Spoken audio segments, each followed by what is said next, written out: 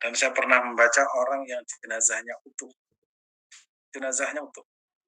Kemudian setelah diperiksa, ini ibu-ibu, ini mak-mak, dicari kenapa ini kok jenazahnya utuh. Dilihat dari sholatnya mungkin tidak seperti orang-orang yang pada umumnya ya setiap sholat itu sholat 5 waktu. Ternyata keluarganya bercerita bahwa orang tersebut adalah dukun bayi. Nah, kalau sekarang itu kayak apa, bidan ya. Setiap saat dan setiap waktu, kadang jam 3 itu diketok pintunya. Tok tok tok, Bu, istri saya mau melahirkan, datang. Dan itu bukan satu kali dua kali, dan itu dilaksanakan sepanjang hidupnya selama dia itu membantu orang yang sangat membutuhkan masalah urusan sosial, yaitu melahirkan. Dan akhirnya jenazahnya dijaga oleh Allah sebagaimana dia itu menjaga bayi yang akan lahir. Nah, ini semua kadang kita melihatnya itu bukan bagian dari sunnah, tapi ini sebuah ekspresi rasa cinta seorang hamba mungkin di pelosok kepada nabinya Nabi Muhammad Shallallahu Alaihi Wasallam. Ada juga ya yang senantiasa membantu tetangganya. Ada juga yang sering datang ke tempat majelis taklim. Ada juga yang datang kepada para ulama. Semua kalau kita niatkan itu bentuk cinta kepada Nabi Muhammad, itu akan bernilai istimewa. Nah, ini tentunya pentingnya sebuah niat. Saya menulis sebuah buku yang saya beri judul, mungkin ini belum pernah, namanya ini namanya bukunya. Judulnya Adabuz Zairin li Sayyidil Mursalin wa Fadlus Salati Wassalam ala Sayyidil Anam. Di sini saya tulis, saya mengutip tulisan saya sendiri.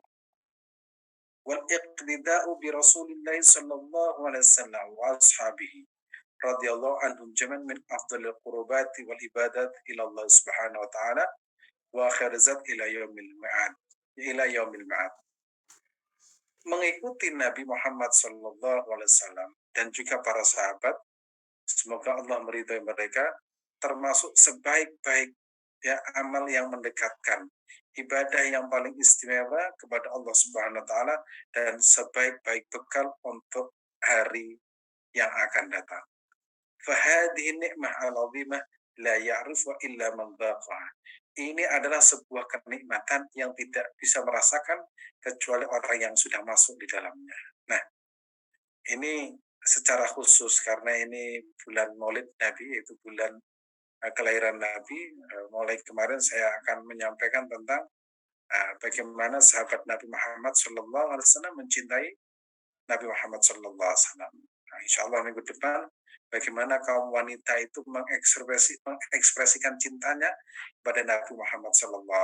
Bagaimana sebagian mereka itu pernah demonstrasi kepada Nabi Muhammad SAW. Kemudian protes, ya Rasulullah, enak ya kaum lelaki, mereka itu ibadahnya sama dengan kita, tapi kenapa mereka lebihkan? Itu insya Allah akan kita bahas. Nah, dalam tulisan yang sangat sederhana ini, mungkin bisa ditampilkan di slide, saya akan mencoba ya mengupas bagaimana sikap sahabat kepada Nabi Muhammad SAW. Zaman dahulu ya, para sahabat itu ada yang sangat mencintai Nabi Muhammad dan mereka itu selalu ingin dekat Nabi Muhammad. Nah, ini ada. Jadi ada yang sebagian besar mereka itu mengekspresikan cintanya kepada Nabi Muhammad SAW, dan mereka itu selalu ingin berdekatan dengan Nabi Muhammad SAW. Nah, nih sahabat Rasulullah yang benar-benar mencintai Rasulullah, sebagian dari mereka selalu ingin dekat dengan Nabi Muhammad, sehingga mereka tidak pernah sedikit pun berpisah dari Rasulullah. Sebagian lagi mereka tidak pernah berani menatap wajah Rasulullah, merasa tidak pantas memandangi wajah teduh baginda Nabi Muhammad Sallallahu Alaihi Wasallam. Jadi sahabat Nabi itu kan ribuan ya. Sahabat Nabi itu ribuan. Ada yang setiap hari itu ada di sekitar Nabi. Pokoknya setiap saat dan setiap waktu, 5 waktu di masjid, itu selalu ada. Mereka itu kadang berdampingan dengan Nabi. Ada sahabat Nuaiman yang sukanya itu minum minuman keras, tapi dia itu selalu ingin berdekatan dengan Nabi. Itu ada seperti Abu Bakar As-Siddiq, ya, itu tidak pernah membantah sedikit pun. Ada satu sahabat yang sering protes kepada Nabi. Nabi sering tertawa tersenyum karena dia itu lucu. Ada juga sahabat yang apa namanya, yang setia. Kemanapun Nabi pergi itu mengikutinya. Bahkan sandalnya itu ditaruh di mana, kemudian bagaimana Nabi itu meletakkan sandalnya, bagaimana Nabi itu berwudu. Nah, dia itu cerdas. Ketika Rasulullah keluar dari masjid, nah itu Rasulullah diperhatikan bagaimana cara keluarnya. Ketika Rasulullah itu masuk WC, bagaimana keluarnya, itu termasuk yang seperti namanya sahabat Anas bin Malik. Nah, ada lagi yang dermawan, konglomerat, yaitu Sayyidina Utsman bin Affan. Setiap Nabi bikin pengumuman, ayo siapa yang akan membantu kami berjuang, langsung dia itu angkat tangan, yaitu sahabat Utsman bin Affan. Ada yang sahabat melarat. Nah, saking melaratnya, dia itu nggak punya apa-apa. Sehari-harinya di masjid. Siapa? Abu Hurairah. Abu Hurairah. Ada yang sahabat itu sehari-harinya itu menjadi muadzin. Siapa itu? Bilal bin Rabah. Nah, ini Bilal bin Rabah ini yang dekat-dekat dengan Nabi, tapi orangnya melarat. Bahkan ada yang mengatakan Bilal bin Rabah itu karena dekatnya dengan Nabi Muhammad SAW, sampai punya inisiatif, yaitu sholat rokaatal wudhu. Ada lagi orang yang senantiasa dekat dengan Nabi Muhammad, dekat sekali, sangat dekat. Setiap hari Rasulullah itu dipandangi, dilihati. Kemudian sampai Rasulullah itu berkata, kenapa sih kamu seperti itu? Ya Rasulullah, kami ini kan sebagai budak ya Rasulullah. Kami dulu itu budak ya Rasulullah. Saya itu mencintaimu ya Rasulullah. Saya khawatir kalau engkau wafat dan engkau di surga, kami ini kan nggak mungkin bisa bersama engkau ya Rasulullah. Engkau pasti akan berkumpul dengan para nabi, para kekasih-kekasih Allah. Terus saya ini ya tidak di dalam surga sebagaimana engkau dengan para sahabat yang lain. Nah, baru kemudian Rasulullah mengatakan, almarhum ma'aman ahad. Orang itu akan bersama dengan yang dicintainya. Nah, akhirnya dia itu sadar dan bahagia. Oh, saya mencintai Nabi. Berarti insya Allah saya itu akan bersama Nabi Muhammad Shallallahu Alaihi Wasallam. Kemudian ada lagi, kalau ada perang pasti datang. Khalid bin Walid. Tapi membaca Al-Qur'annya itu kurang bagus. Nah, karena memang dia itu suka perang. Ya, tapi baca Al-Qur'annya ya kurang bagus. Ada sahabat yang pernah eh, apa bahasa sekarang itu mengerjai Nabi. Nabi itu dikerjai. Nabi itu kan seumur hidup kan selalu menjadi imam.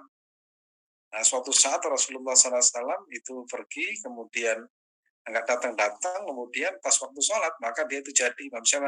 Abdurrahman bin Auf. Nah, begitu Rasulullah SAW melihat Abdurrahman bin Auf tidak menghentikan sholatnya. Karena apa? Biar sekali-kali saya pernah menjadi imam, yang diimami adalah Nabi Muhammad Shallallahu Alaihi Wasallam. Jadi beragam kisah para sahabat, cara mengekspresikan cinta kepada Nabi itu ya sesuai dengan kemampuannya. Sehingga ada ayat yang berbunyi begini, ya ayyuhalladzina amanu ittaqullaha haqqa tuqatih wa la tamutunna illa wa antum muslimun. Nah, sahabat itu kan gelisah mendengar ayat ini turun. Wahai orang-orang yang beriman, takwalah kalian kepada Allah dengan setakwa-takwanya, dengan takwa yang sesungguhnya. Wala tamutunna illa wa antum muslimin, dan jangan sekali-kali Anda semua mati kecuali dalam keadaan beragama Islam. Para sahabat yang imannya pas-pasan pada waktu itu, ya, yang merasa bahwa dirinya tidak seperti Nabi, itu gelisah. Gimana ini? Pasti iman kita, takwa kita itu tidak mungkin seperti Nabi Muhammad Shallallahu Alaihi Wasallam. Akhirnya mereka itu gimana ya Rasulullah? Pasti keimanan kami itu kan berbeda dengan imannya para nabi, imannya engkau wahai Rasulullah. Ya tidak, ya orang itu ya sesuai dengan kemampuannya. Maka saat itu ada ayat turun, fattaqullaha mastata'tum. Maka takwalah kalian kepada Allah mastata'tum sesuai dengan kemampuan kalian. Maka malam ini ya kita akan melihat diri kita ya sejauh mana sih eh, cinta kita kepada Nabi Muhammad Shallallahu Alaihi Wasallam. Setelah kita bisa mengukur ya rasa cinta kita kepada Nabi Muhammad Shallallahu Alaihi Wasallam, baru kita akan tahu derajat kita nanti di sisi Rasulullah Shallallahu Alaihi Wasallam. Dan tentu saja walaupun kadar kita itu imannya berbeda dengan para ulama terdahulu, kita yakin akan dibersamai Nabi Muhammad Shallallahu Alaihi Wasallam. Dan di sini kumpulan slide yang sudah saya sediakan itu kaitannya dengan ekspresi cinta kepada Nabi Muhammad Shallallahu Alaihi Wasallam. Kita lanjutkan.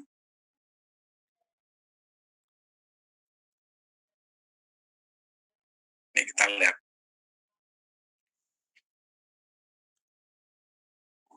Qul in kuntum tuhibbunallah. Ini dijelaskan di sini. Qul katakan. In kuntum jika kalian tuhibbunallaha fattabi'uni yuhibbukumullah wa yaghfir lakum dhunubakum wallahu ghafurur rahim. Nah, ini ayat ini menerangkan ya. Ayat ini menerangkan Qul in kuntum katakanlah jika kamu benar-benar mencintai Allah. Qul in kuntum tuhibbunallaha fattabi'uni yuhibbukumullah. Yuhibbukumullah wa yaghfir lakum dhunubakum. Allahu ghafurur rahim. Qul ati Allah Rasul fa in tawal fa inna Allah la yuhibbul kafirin. Ya, jika kalian benar-benar mencintai Allah, ikutilah aku, niscaya Allah mengasihi dan mengampuni dosa-dosa. Allah Maha Pengampun lagi Maha Penyayang. Katakanlah, taatilah Allah Rasulnya, jika kamu berpaling, maka sungguh Allah tidak menyukai orang-orang yang kafir.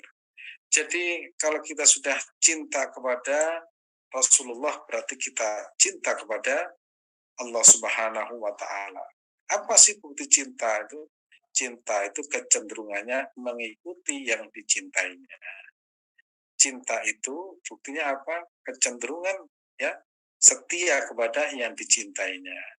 Kalau orang yang cinta kepada kekasihnya, dia akan berkorban kepada orang yang dicintainya dan tidak akan mengorbankan kekasihnya. Kalau ada orang yang mengatakan mencintai kekasihnya, tapi menjadikan kekasihnya menjadi korban, itu namanya cinta gombal. Ya, contoh. Sehingga kalau orang mencintai kekasihnya, dia akan berkorban untuk kekasihnya. Apapun yang terjadi, dia akan tetap mencintainya. Nah, itu namanya cinta. Orang yang mencintai kekasihnya, dia tidak akan menyengsarakan kekasihnya. Dia rela sengsara demi kekasihnya. Makanya kita, ya, orang yang berpuasa itu kan melawan dirinya. Di saat orang itu enak, ya, makan, minum, dia itu harus menahan. Ya, kemudian kata orang Jawa itu ngelep itu, melihat orang minum es panas-panas, tapi kita tidak, kita sedang mewujudkan rasa cinta kepada Nabi Muhammad SAW. Di saat orang tidurnya ya ngorok, asik dengan tidurnya, kita bangun jam 3, setengah 3 bangun, kadang agak pusing-pusing sedikit ngantuk, tetap sholat. Itu seandainya Nabi bangun melihat, Masya Allah umatku tidak pernah melihat diriku, ya tidak pernah kenal aku, hanya mendengar, tapi dia melebihi ya orang-orang yang dekat dengan makamku. Karena itu rasanya cinta. Di saat orang mencari harta benda kemudian dikumpulkan, sebagian itu diinfakkan untuk masjid, untuk orang yang sedang membaca Al-Quran, untuk orang yang sedang berpuasa. Di saat orang-orang tidak menuntut ilmu, akhirnya kita bersusah payah menuntut ilmu. Itu kan bentuk ekspresi ya, ekspresi cinta.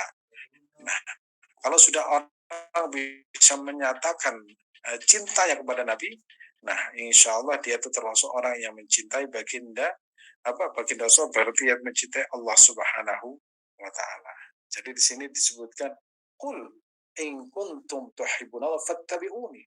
Jika kalian semua cinta kepada Allah, maka hendaklah kalian mengikuti aku. Kalau sudah demikian, yuhibbukumullah, maka Allah akan mencintai kalian. Wa yaghfir lakum dzunubakum wallahu ghafurur rahim. Sungguh Allah Subhanahu wa taala akan mengampuni dosa-dosa kalian karena Allah itu Maha Pengampun. Tidak satupun manusia itu bersih dari dosa.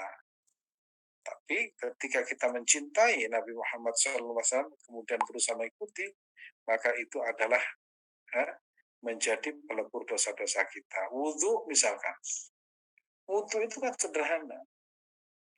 Kita istiqomah misalkan wudhu sebelum tidur. Kenapa? Aku ingin mencintai Nabi Muhammad dengan cara seperti ini. Karena aku yakin tidak bisa mencintai Nabi Muhammad dengan cara bersedekah jumlahnya banyak. Hanya satu yang bisa saya lakukan, berwusuci. Kemudian ada yang bisa merawat ibunya dengan baik. Memang saya tidak bisa mengikuti sunnah yang lain, tapi saya telah melakukan sunnah Nabi birrul walidain. Ada juga yang tidak punya orang tua, tapi dia punya tetangga, memuliakan tetangganya. Karena memuliakan tetangga itu termasuk cinta kepada Nabi, dan itu dilakukan. Maka mungkin ribuan sunnah Nabi yang kita kerjakan, tapi kita tidak merasa. Begitu kita menyadari bahwa itu adalah bentuk ekspresi, maka kita akan mendapatkan pahala dari Allah Subhanahu wa Ta'ala. Kita lanjutkan.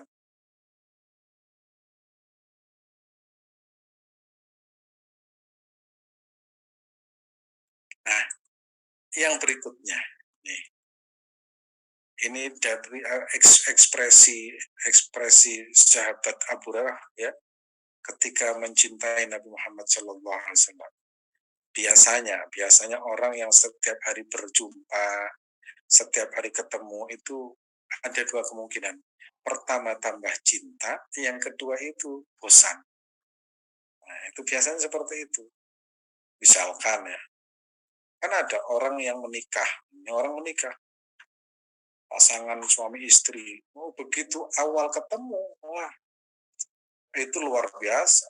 Tambah hari, bukannya itu saling mencintai, akhirnya merasa bosan sendiri-sendiri. Akhirnya pudar rasa cinta itu.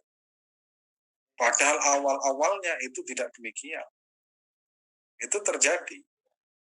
Dan akhirnya keduanya berjanji setia, tapi tidak lama kesetiaannya itu. Ada yang berikutnya, tambah hari tambah mencintai kepada pasangannya. Ya, saling merindukan. Kalau satunya tidak ada, dicari di mana. Kemudian kalau satunya itu tidak ada, ditunggu. Dia tergantung kepada suaminya, satu tergantung dengan istrinya. Akhirnya saling mencintai itu sampai ke bawah mati. Ada yang seperti itu.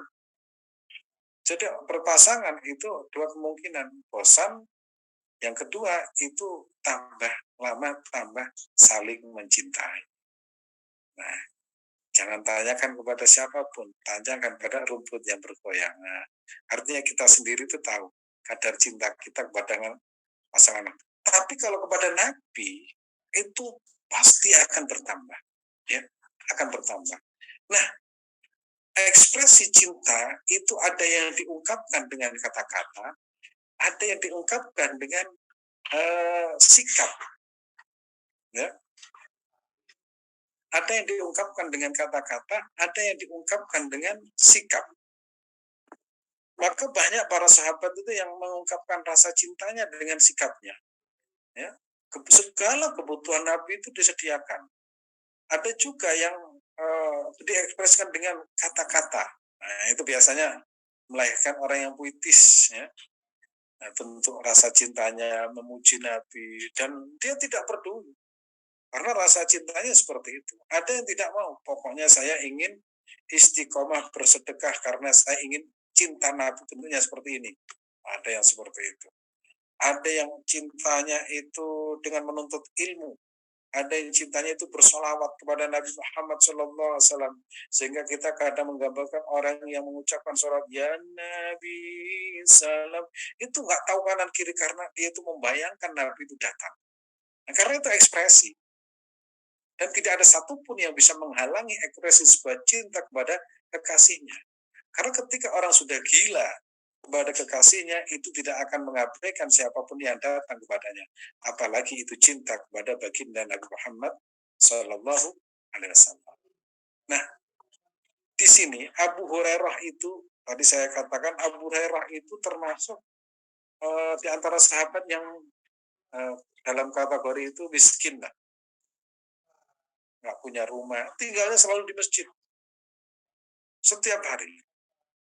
Suatu saat Abu Hurairah itu ingin mengekspresikan cintanya kepada Nabi Muhammad SAW dalam bentuk kata-kata. Ini sangat-sangat menarik. Dan saya paling suka dengan ungkapan Abu Hurairah.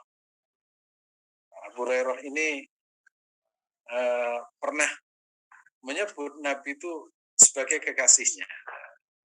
Tentang puasa Senin Kamis, Abu Hurairah mengatakan, "Ausani qalili," ya, telah berwasiat kepadaku, yaitu kekasihku, yaitu Rasulullah Shallallahu Alaihi Wasallam. Nah, sampai seperti itu ya Abu Hurairah, karena merasa bahwa Rasulullah adalah kekasihnya. Apa sih yang diungkapkan oleh Abu Hurairah? An Abi Hurairah annahu atan Nabi sallallahu alaihi wasallam, dari Abi Hurairah annahu, sesungguhnya Abu Hurairah atan Nabi sallallahu alaihi wasallam, telah datang kepada Nabi Muhammad sallallahu alaihi wasallam, faqala, dia berkata, aku telah berkata, kata, ya Rasulullah, inni idza ra'aituka tabat nafsi wa qarrat aini. Wahai Rasulullah, sesungguhnya aku, ini kita gambarkan ketika kita mengucapkan wahai Rasulullah, wahai Kanjeng Nabi Muhammad sallallahu alaihi wasallam, ini sesungguhnya aku, nah, sesungguhnya idza ra'aituka, tatkala aku menatap wajah. Jadi biasa ya, orang setiap hari itu menatap wajah Nabi Muhammad, jadi dilihat. Itu kan betah memandang wajah Nabi Muhammad. Karena kalau orang sudah sampai pada taraf mencintai, jadi wajah Nabi Muhammad itu kalqamar, kayak matahari, apa kayak bulan. Sejuk, senang, bahagia. Tidak bisa kita bayangkan orang yang bisa menatap wajah Nabi Muhammad, nggak bisa bayangkan. Ini idza ra'aituka tabat nafsi, jiwa saya itu tentrem, damai, bahagia, nggak bisa diungkapkan oleh kata. Sehingga Abu Hurairah hanya mengatakan ini idza ra'aituka tabat nafsi wa qarrat aini, dan mata saya itu sejuk. Jadi tidak ingin berpaling dari menatap wajah Nabi Muhammad Shallallahu Alaihi Wasallam. Dan siapapun yang pernah bermimpi dengan Nabi, siapapun ya, mungkin suatu saat kita atau siapapun, itu wanginya berbulan-bulan, bertahun-tahun tidak akan hilang. Dan itu akan menjadi kenikmatan yang tidak akan ada bandingnya dengan kenikmatan apapun. Nah, itu. Abu Hurairah ini beruntung. Ya Rasulullah, inni ra'aituka tabat nafsi wa qarrat aini. Sesungguhnya tatkala aku menatap wajahmu, tabat nafsi, jiwaku tenang, tentram, bahagia, wa qarrat aini, dan mata saya itu terasa sejuk sekali. Nah, kemudian fa'ambini an kulli syai'in, maka kabarkan kepadaku Rasulullah tentang tiap-tiap sesuatu. Faqala, maka Nabi Muhammad SAW menjawab, kullu syai'in khuliqa mimma, segala sesuatu itu tercipta dari air.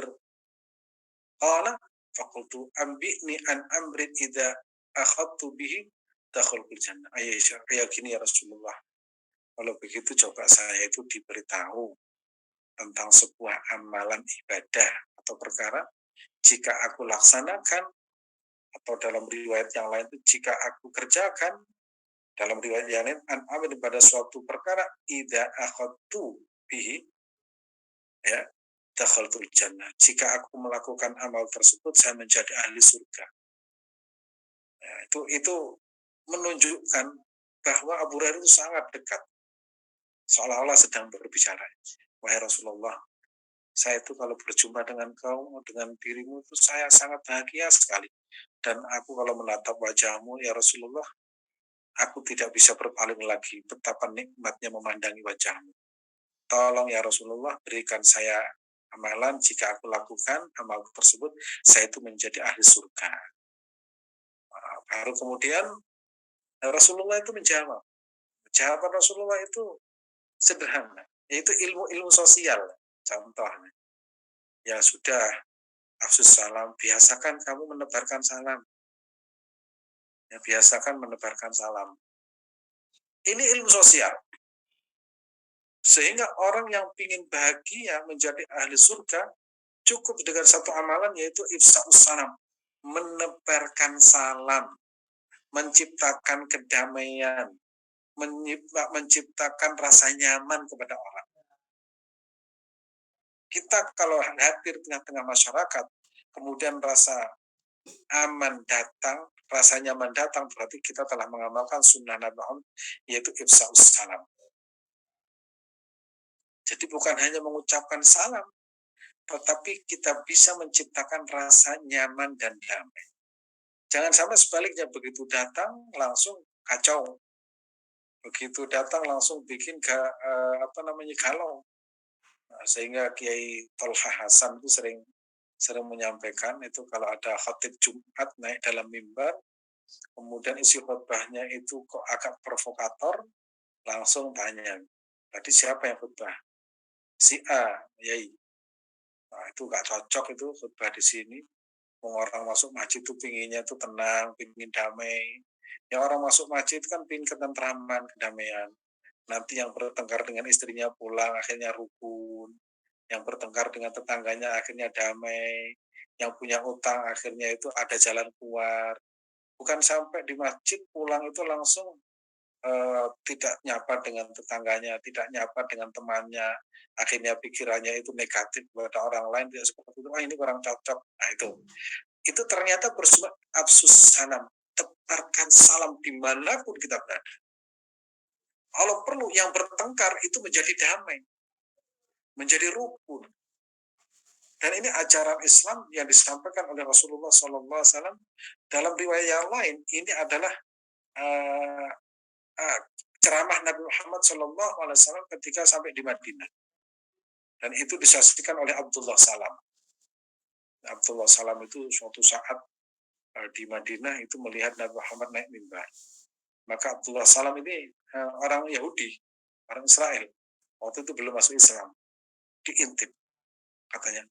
Mara'aitu wajhal kadam. Aku tidak pernah melihat wajah orang ini. Wajah orang ini adalah wajah yang bersih. Tidak ada wajah kebohongan. Kemudian diperhatikan, ternyata Nabi Muhammad begitu ceramah, ayuhan nas, wahai manusia, absus salam, tebarkan salam. Jadi riwayat disampaikan oleh Abu Hurairah sama dengan yang riwayat oleh Abdullah Salam, yaitu pertama absus salam. Rumah tangga kalau sudah saling menebarkan salam, itu rumah tangga pasti damai. Organisasi kalau yang ditebarkan salam itu pasti damai. Negara kalau sama-sama menebarkan salam itu pasti damai. Salam dan artian luas ya, yaitu saling menebarkan kedamaian, bukan menebarkan kebencian. Itu. Yang kedua, pesan Rasulullah kepada Abu Hurairah, atim at'am, ayo suka berbagi. Kamu itu harus dermawan. Enak, makanya di kalangan masyarakat itu sangat sederhana. Misalkan mau menantu, tetangga diundang berbagi makanan, alhamdulillah. Mau menantu, kemudian sudah menantu, sebelum menantu dilaksanakan, tetangga diundang, mohon doanya, bagi-bagi makan lagi. Alhamdulillah tetangganya senang dapat makanan. Kemudian pas akad nikah pulang semuanya dapat oleh bingkisan, berbagi makanan lagi. Pas walimahan itu juga ada makanan. Kemudian setelah menjadi suami istri, kemudian istrinya hamil, terima kasih kepada tetangga atas doanya, bersyukur kepada Allah, berbagi makanan lagi. Karena hadisnya at'im at-ta'am, berbagilah makanan. Artinya apa? artinya memiliki jiwa dermawan. Yang diberikan itu kepada orang lain itu makanan. Nah, kalau tidak mau makanan ya nggak apa-apa. Beras tambah bagus, ya. Beras tambah bagus. Kalau nggak mau beras, uang misalkan 100 ribuan ya tambah bagus. Itu namanya atim at-ta'am, ya. Difahami secara kontekstual. Dan itu ternyata terjadi di masyarakat kita, sehingga masyarakat kita itu kalau mau mendatangi teman tetangga itu membawa sesuatu, itu sebenarnya sedang melaksanakan sunnah Nabi Muhammad SAW. At-imat ta'am. Kemudian Jumat, ada Jumat berkah, itu sebenarnya sedang mengamalkan sunnah Nabi Muhammad SAW. Itu berbagi makanan. Apakah harus hari Jumat? Tidak. Kalau perlu pagi. Pagi, ya. Nah, kemarin saya sampaikan, misalkan kita puasa Senin, ya. Senin jatah kita makan berapa? Misalkan 50 ribu. Nah, daripada hari ini tidak mengeluarkan sedekah, saya mengingatkan diri saya sendiri, bersedekah 50 ribu, mudah-mudahan itu menjadi sedekah saya untuk orang fakir miskin atau orang yang sedang berbuka puasa. Dan itu termasuk pahala yang sangat istimewa menurut Nabi Muhammad SAW. Yang bisa berpikir seperti itu adalah ulama, karena ulama yang bisa menjelaskan. Oh, ternyata landasannya adalah sunnah Nabi Muhammad SAW. Nah, berarti kalau kita hitung-hitung, kita itu sudah melaksanakan sehari itu ratusan sunnah Nabi Muhammad SAW. Yang bukan sunnah itu apa? Nyinyir, nyinyir kepada tetangga, kerabat. Oh, ya, sudah nggak bantu, nyinyir lagi. Nah, itu bukan sunnah itu.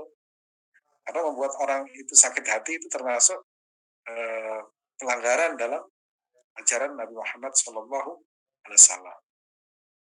Tuh, yang berikutnya ini setelah afsus salam, nah di sini atibtab wasolil arham, bersilaturahmi. Bersilaturahmi. Apa silaturahmi itu? Menyambung seduluran, menyambung silaturahmi. Silaturahmi itu kalau Imam Nawawi itu ada 4 pendekatan, ya. Ada silaturahmi yaitu bisalam, saling menyapa, ada bita'am, saling berbagi makanan, kemudian silaturahmi bisa menggunakan biziarah, saling berkunjung. Nah, itu bisa. Nah, kalau sekarang itu silaturahmi virtual itu mungkin bisa kita kembangkan karena memang jarak itu sudah tidak menjadi masalah lagi karena adanya teknologi, ya, teknologi informasi. Dan yang terpenting saling berkunjung itu tetap dijaga dengan baik, khususnya dengan tetangga. Kemudian yang berikutnya pesan Nabi kepada Abu Hurairah, wasolli billail wan nasu niyam tadkhulul jannata bisalam. Kamu kalau malam itu bangun di saat manusia dalam keadaan terlelap. Makanya orang yang bangunnya malam itu kalau kita hitung jumlahnya sedikit, memang. Mungkin di antara jutaan manusia itu hanya berapa persen. Karena memang berat. Sehingga Nabi itu memastikan wasolli billail wan nasu niyam. Ya, kamu sholat malam ketika manusia dalam keadaan terlelap. Berarti kalau kita melihat teks hadis ini, memang rata-rata manusia itu kalau sudah malam itu lebih suka memanjakan, ya, memanjakan kepalanya, memanjakan lambungnya untuk menikmati, ya, menikmati AC-nya, menikmati kasurnya. Tapi nggak apa-apa, itu juga boleh. Bahkan itu akan menjadi ibadah kalau tidurnya itu diniati ibadah. Ya Allah, saya mau niat ibadah apa? Ibadahnya tidur, bersuci terlebih dahulu, berdoa. Niatnya apa? Niatnya bangun malam. Jadi tidur tapi niatnya bangun malam. Nah, kok kemudian kebablas sampai jam 7 siang, itu soal lain. Yang penting niatnya itu adalah sholat malam. Dan itu harus dia latih dari diri kita, yaitu niat. Nah, niat. Nah, kemudian kalau sudah 4 dilakukan, insya Allah tadkhulu al-jannata bisalam, maka kamu akan masuk surga dengan aman dan sentosa. Jadi 4, ya, pesannya: afsus salam, atimat ta'am, wasalil arham, wasalli billail wan nasuniyam, tadkhulu al-jannata bisalam. Nah, mungkin kita di antara 4 nggak bisa melakukan. Mungkin ada 1 suka berbagi. Pokoknya kalau hari Jumat bagi-bagi. Bagi-bagi apa? Saya ingin mengamalkan sunnah Nabi. Senang Nabi melihat seperti itu. Ada yang enggak seperti itu. Ya karena memang gajinya pas-pasan. Apa yang dilakukan? Kalau malam bangun, sholat tahajud, walaupun hanya 2 rakaat, nggak apa-apa. Saya ikut Nabi, ekspresi cintanya kepada Nabi. Jadi begitu sholat itu bisa berbahagia. Alhamdulillah ya Allah, takdirkan aku bisa sholat malam itu sunnah Nabi Muhammad SAW. Akhirnya ketika sholat itu bahagia. Kalau tidur jelas bahagia ya, karena memang tidur itu sudah nggak ada bandingnya. Nikmatnya tidur, apalagi kalau lelah. Ya, kalau lelah. Ini ya, mudah-mudahan kita bisa mengikuti salah satu di antara sunnah Nabi Muhammad Sallallahu Alaihi Wasallam. Nah berikutnya, cintailah sunnah Nabi Muhammad Sallallahu Alaihi Wasallam. Bagaimana cara mengekspresikan? Nah ini ada Nabi Muhammad, ada hadis Nabi Muhammad Sallallahu Alaihi Wasallam. Anas radhiyallahu anhu, Anas radhiyallahu anhu. Anin Nabi Sallallahu Alaihi Wasallam annahu qala man ahabba sunnati faqad ahabbani wa man ahmani kana ma'i fil jannah. Itu hadis yang mengingatkan kepada kita semua, siapa yang mencintai ya sunnahku, sesungguhnya ya faqad ahadana, sesungguhnya telah mencintai diriku.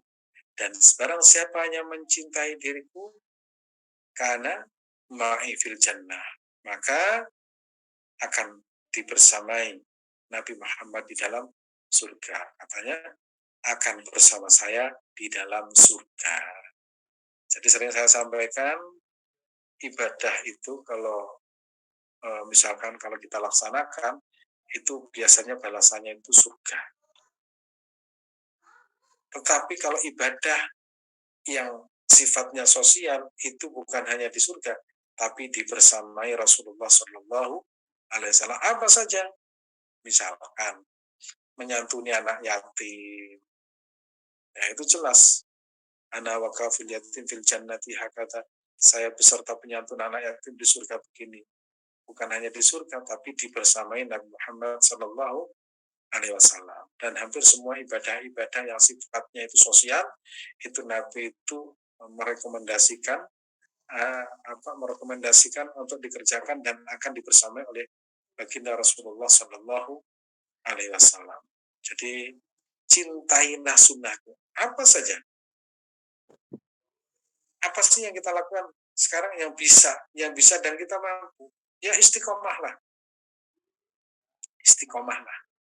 Sholat witir, baca Al-Quran, ya, atau misalkan berbuat baik kepada orang tua, ya. Seperti pernah yang saya ceritakan itu, Uwais Al-Qarni itu menjadi kekasih Allah itu bukan karena rajin tahajud, bukan karena itu rajin sedekah, tapi semua waktunya itu untuk ibunya. Semua waktunya untuk ibunya. Tidak pernah membantah sedikit pun apa yang diucapkan oleh ibunya. Semuanya na'am. Nah ini mungkin kita nggak bisa seperti ini. Nah tolong, iya bu, nggak ada misalkan ibu ini kok ngapain aja sih, nggak ada. Itu salah satu keistimewaan Uwais Al-Qarni menjadi kekasih Allah Subhanahu wa Ta'ala. Nah, kita bisa menjadi kekasih Allah lewat jalur apa? Kalau orang kaya lewat jalur syukur, bisa berbagi kepada siapapun. Kalau yang melarat nggak punya apa, jalur sabar. Dalam kondisi apapun kita ingat yang menciptakan, yang menjadikan saya seperti adalah Allah Subhanahu Wa Taala. Menjadi kekasih Allah lewat sabar. Misalkan menjadi seorang suami yang tanggung jawab, itu jalur surga menuju surga itu lewat jalur tanggung jawab. Atau mempunyai pasangan cerewet, menjadi kekasih Allah lewat jalur sabar menghadapi pasangan yang cerewet. Itu semua bisa kita pelajari dan itu adalah salah satu anugerah kalau kita tahu dan menyadari. Mohon maaf, waktunya 5 menit lagi. Oke, terima kasih. Terus kita lanjutkan.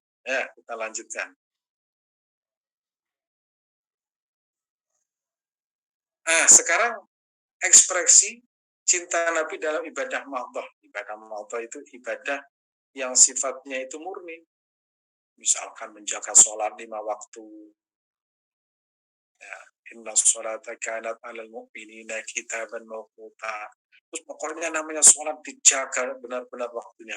Walaupun tidak sholat rawatib. Nggak sholat rawatib, nggak. Ada sahabat yang gitu, nggak pernah sholat sunnah. Tapi sholatnya tepat waktu. Itu diapresiasi oleh Nabi Muhammad SAW. Ada yang menjaga sholat sunnah, walaupun sholatnya bolong-bolong, tapi namanya sholat sunnah tetap dijaga dengan sebaik-baiknya. Ya, mulai sholat rawatib, sholat witir, sholat tahajud. Ada yang melaksanakan haji dan umroh, seperti yang saya contohkan. Ada Mbak Maimun Zubair, kemudian ada Kiai dari Malang, Kiai Maftuh, itu sepanjang hidupnya itu pasti haji setiap tahun. Dengan jalur apapun, pokoknya berangkat haji. Kemudian ada yang melaksanakan puasa sunnah, dan alhamdulillah kita masuk semuanya di sini. Ada yang sholat 2 waktu, sholat sunnah. Ada yang zakat tepat waktu, tidak menunda-nunda. Zakat, infak, sedekah itu langsung segera dilaksanakan. Itu juga bagian dari ekspresi cinta Nabi dalam ibadah mahdah. Nah, kita lanjutkan. Ibadah sosial, birrul walidain, berbuat baik kepada sesama. Wallahu fi aunil abdi ma kana al abdu fi auni akhi. In ahsantum ahsantum li anfusikum wa in asatum falaha. Memuliakan tetangga, man kana yu'minu billahi wal yaumil akhir falyukrim jarahu. Barang siapa yang beriman kepada Allah dan hari akhir, falyukrim, maka wajib baginya itu memuliakan tetangga. Bagaimana cara memuliakan tetangga? Banyak caranya. Ya, ada yang memuliakan dengan cara berbagi makanan. Kalau datang dari mana kadang membawa sesuatu, kita bagikan. Berkata baik dengan tetangga, tidak menyinggung perasaannya. Nah, itu ilmu sendiri dalam bertetangga itu. Jangan sampai kita itu merasa pengikut sunnah Nabi, tapi dengan tetangga itu nggak rukun, nggak kenal dengan tetangganya. Bahkan kalau di kampung itu sudah dilaksanakan. Yang lain masih belajar sunnah Nabi, tetangga kita, orang kampung itu sudah melakukan apa? Pertama, kalau ada tetangganya meninggal dunia, dia itu paling awal datang, mengucapkan bela sungkawa, kemudian ikut memandikan, kemudian ikut mengkafani, kemudian ikut menggali kubur, kemudian ikut mendoakan. Itu berapa ribu sunnah yang dilakukan. Di saat mereka itu belajar begini cara sunnah Nabi, mereka sudah melaksanakan. Cuma mereka kadang tidak tahu kalau itu sunnah Nabi Muhammad Sallallahu Alaihi Wasallam. Nah, kemudian memuliakan tamu, man kana yu'minu billahi wal yawmil akhir falyukrim dhaifahu. Ada tamu kita muliakan. Nah, cara memuliakan tamu itu berbeda-beda. Kalau di kalangan Sunda begitu datang itu dikasih teh tidak manis. Nah, kalau di kota teh manis. Kalau di Arab itu tehnya kecil-kecil. Nah, itu setiap orang tuh punya cara di dalam memuliakan tamu. Kemudian menyantuni anak yatim, menebarkan salam, itu adalah sunnah-sunnah Nabi Muhammad SAW yang setiap hari kita kerjakan. Maka ada kesempatan yang sangat berbahagia dan mulia ini. Setiap kita melakukan itu, ingat ya Rasulullah, semoga niat saya ini sesuai dengan apa yang kita contohkan. Menyantuni Bismillahirrahmanirrahim, mengucapkan salam, aku mengikuti sunnah Nabi Muhammad SAW, ya, kemudian memuliakan tetangga seperti itu, berbuat baik kepada sesama, birrul walidain, itu semua kita niati, insya Allah akan menjadi amal ibadah, dan insya Allah Nabi akan tersenyum, walaupun tidak pernah melihatku, tetapi mereka itu beriman kepadaku. Dalam sebuah riwayat hadis yang diriwayatkan oleh Imam Ahmad, Nabi Muhammad SAW mengatakan, tuba liman lam yaroni wa amana bih. Beruntung sekali orang yang tidak pernah melihatku tetapi beriman kepadaku. Yang terakhir,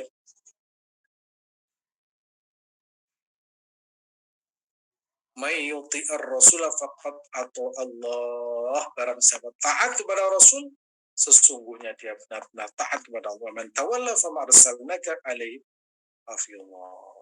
Terus kita lanjutkan. Ini yang paling penting, paling bawahnya ini. membaca sholawat ekspresi nyata cinta Nabi Muhammad SAW. Imam Sahawi, ini dalam kitab menyatakan minimal bersolawat dan salam kepada Nabi Muhammad dalam sehari 300 sampai 400 kali minimal. Rasulullah SAW berkata, "Aulan nasi bi yaumil qiyamati aktsaruhum alayya salatan."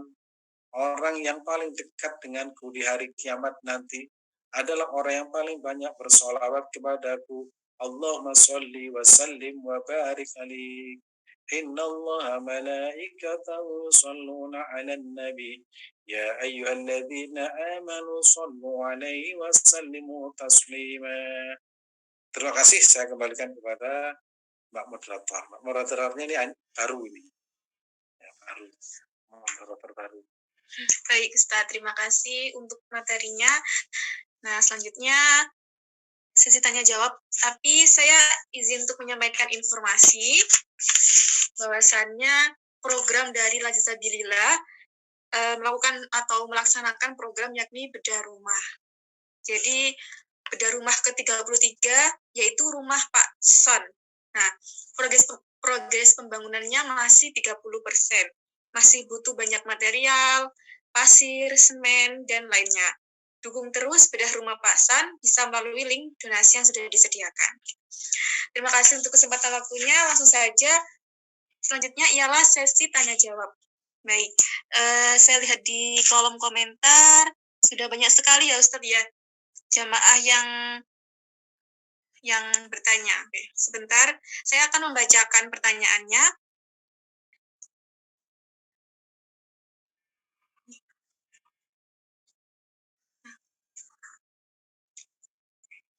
Untuk kepada Bapak Ibu jamaah, dipersilakan untuk on cam terlebih dahulu ya, Bapak Ibu.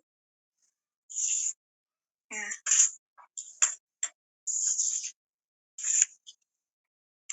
Baik, karena keterbatasan waktu, jadi izinkan saya untuk membacakan pertanyaan, yakni 3 pertanyaan ya Ustadz ya. Yes, silakan. Yang pertama, pertanyaan dari Ibu Ririn Neumi. Pertanyaannya yaitu, adakah amalan yang bisa diamalkan untuk berjumpa atau bermimpi dengan Rasulullah, Ustadz? Nah, ini Ibu Ririn bertanya, amalan apa saja yang bisa dilaksanakan agar kita bisa berjumpa melalui mimpi gitu, berjumpa dengan Rasulullah, seperti itu. Terima kasih. Saya pernah bertanya kepada kiai saya, ya, pernah bertanya, gimana caranya bertemu dengan Nabi Shallallahu Alaihi Wasallam. Ternyata beliau ceritanya itu sangat menarik dan dalam ceritanya itu akhirnya saya tidak ingin ketemu. Karena Nabi itu akan menjumpai kita secara otomatis kalau hati kita itu sudah bersih. Kalau sudah bersih. Dan itu gak usah minta, nanti Nabi itu akan datang sendiri. Kita boleh rindu kepada Nabi Muhammad SAW karena yang berhak untuk dirindui adalah baginda Rasulullah SAW. Tapi jangan kemudian kita itu pingin ngotot, saya pingin berjumpa. Nah, ceritanya begini. Ada orang pingin berjumpa dengan Nabi Muhammad SAW. Akhirnya diberikan sebuah amalan, ya, diberikan wiritan yang dibaca istiqomah, ya, diberikan untuk dibaca setiap hari dibaca setiap hari. Akhirnya suatu saat Rasulullah itu muncul ketika kita itu dalam keadaan yang tidak pantas. Akhirnya orang itu nangis, ya Allah, saya malu pada Rasulullah ketika saya dalam kondisi tidak pantas Rasulullah itu muncul. Betapa malunya saya. Nangis kepada kiai. Akhirnya makanya kamu jangan terlalu menggebu-gebu minta. Karena begitu hatimu sudah bersih, nanti Rasulullah itu akan menjumpai dirimu sendiri. Nah, termasuk kiai yang saya sampaikan tadi, Kiai Maftuh, ya, yang pernah saya sampaikan, beliau itu pernah tertidur di rotoh semalaman, kemudian beliau itu tubuhnya wangi, bajunya wangi, sarungnya wangi, sampai berhari-hari, berbulan-bulan, dan kemudian saya punya keyakinan beliau itu pernah dipeluk oleh Rasulullah SAW. Nanti ada suatu cara ada suatu waktu Nabi itu akan mencintai dan menjumpai kita.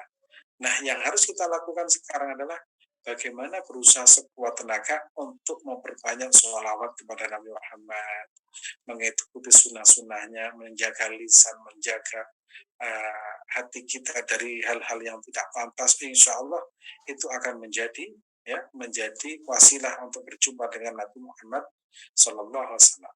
Nah, jika belum bisa, tatkala kita bisa merasakan getaran sholawat, begitu menyebut Nabi Muhammad SAW, berarti arwah kita sudah nyambung dengan baginda Rasulullah SAW. Misalkan Allahumma sholli ala Sayyidina Muhammad, itu hati kita kok sudah terasa, itu berarti sudah nyambung. Nah, kalau seperti kita ini kayaknya untuk berjumpa itu masih lama. Tapi jangan putus asa. Bersolawat kepada Nabi. Terus bersolawat. Kadang ketika kita lupa, tiba-tiba Nabi itu muncul. Nah, biasanya kalau sudah sudah didatangi oleh Nabi Muhammad, itu hatinya itu sudah bening. Dari berbagai penyakit itu sudah mulai satu persatu kita singkirkan. Amalannya apa? Banyak sholawat kepada Nabi Muhammad SAW. Termasuk amal yang istiqamah itu menyantuni anak yatim. Karena itu amalan yang paling disukai oleh baginda Rasulullah Sallallahu Alaihi Wasallam. Oke, kita lanjutkan lagi. Baik, terima kasih untuk jawabannya. Saya kembalikan lagi kepada Ibu Ririn Naomi. Mungkin ada feedback atau yang ditanyakan lagi, Ibu. Terima kasih Ustadz atas jawaban dan nasihatnya. Semoga dapat terus istiqomah dalam mengamalkan ibadah. Begitu juga dengan amal-amal sosial lainnya. Dan terus istiqomah untuk bisa mengikuti kajian dan terus belajar dengan Ustadz. Terima kasih Ustadz. Assalamualaikum warahmatullahi wabarakatuh. Waalaikumsalam warahmatullahi wabarakatuh.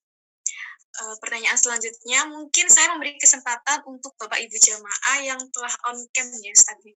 Mungkin ada Ibu Siti, Ibu Lilis, Ibu Eni, Ibu Rita, ada yang ingin ditanyakan, monggo langsung on mic ya. Waalaikumsalam warahmatullahi wabarakatuh. Waalaikumsalam warahmatullahi wabarakatuh. Ada kejadian gini Pak Ustaz. Orang itu filantropis lah. Jadi rajin berbuat baik. Nggak tahu apa. Saya sengaja tidak menggunakan istilah sedekah ya. Karena saya menganggap dia filantropis. Ya dari KTP-nya dia Islam. Tapi kok dilalah ketika ajalnya dia itu non muslim. Nah itu nanti dia masuk surga pun enggak Mas? Baca pertanyaan saya. Assalamualaikum warahmatullahi wabarakatuh. Terima kasih. Jadi yang melandasi orang masuk surga itu adalah iman. Walaupun kita itu berbuat baik, tapi kalau tidak ada landasan iman, itu tetap tidak akan bisa masuk surga Allah Subhanahu wa Ta'ala. Seperti Ronaldo.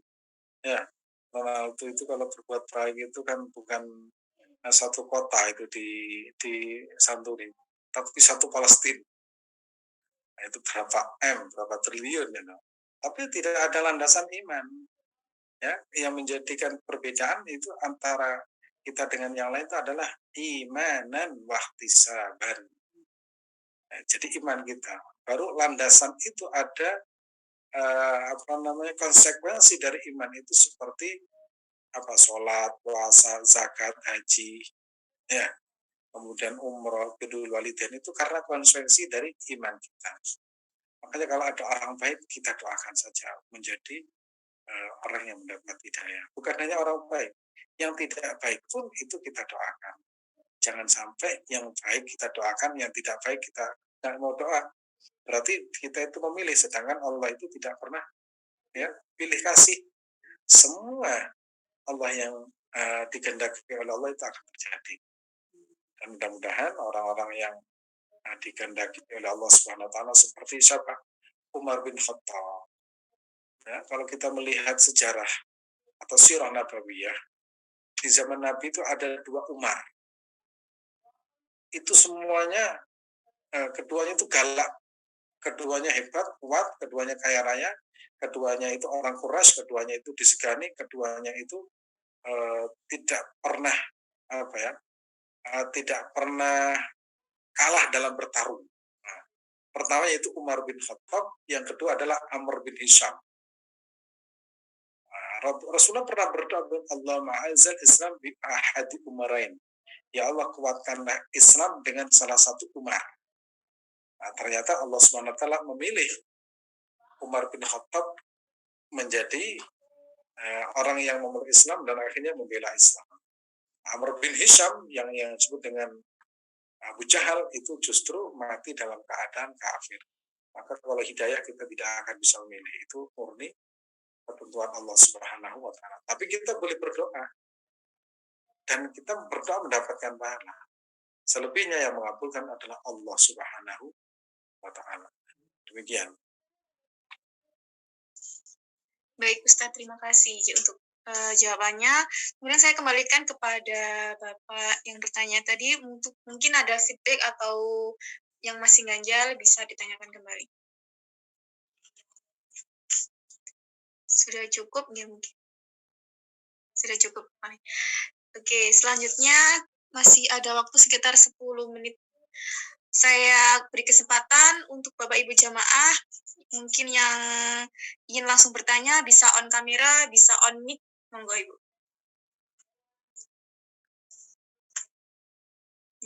Kalau tidak ada, mungkin saya bacakan pertanyaan dari kolom chat saja. Ini adalah pertanyaan dari Bu Eli Fauzia. Izin bertanya, apakah kita menolong orang sebagai tugas profesi walaupun sudah mendapat imbalan materi termasuk ibadah juga? Demikian Ustadz. Mungkin bisa langsung dijawab. Terima kasih. Maka itu perlunya niat ya. Innamal a'malu binniyat itu sangat-sangat menentukan langkah kita. Sehingga kalau kita mau membantu orang,